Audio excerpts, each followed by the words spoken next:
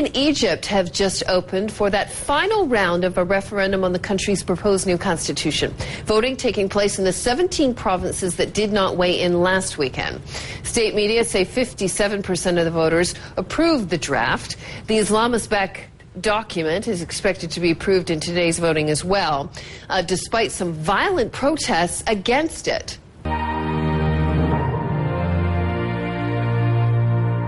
You see armed guards at the entrance to the polling stations right now. The draft has divided the country and caused weeks of violent protests. Opponents of President Mohamed Morsi say the constitution will not cater to minorities such as Christians and secularists.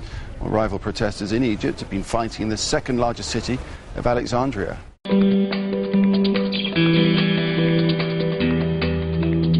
Clashes between Islamists and rivals, which began after Friday prayers, continued well into the night in Egypt's second biggest city of Alexandria. Buses were torched and police used tear gas to break up large crowds gathered outside a major mosque as rocks were hurled by both sides. More than 30 people were injured in the violence, which doesn't bode well for today's referendum on the country's contentious draft constitution. The ballot has been staggered among Egypt's 51 million eligible voters. Projections after last week's turnout points to a win for President Mohamed Morsi.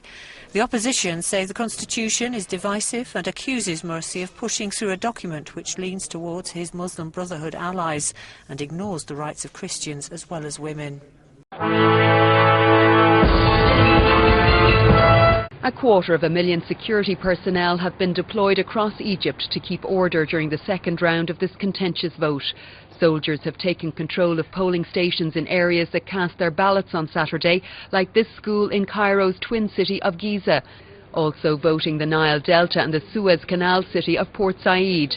In total, 17 of the 27 provinces will take part, with around 25 million people eligible to vote.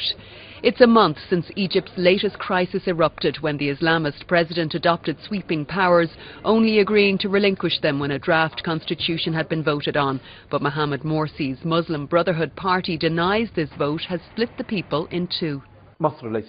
Egypt is not divided and is not facing any internal dangers.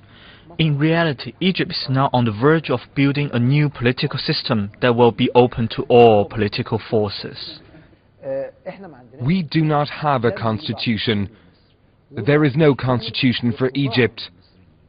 They have created a constitution for some Egyptians, that's all. And their sector of Egyptian society is not all of Egypt.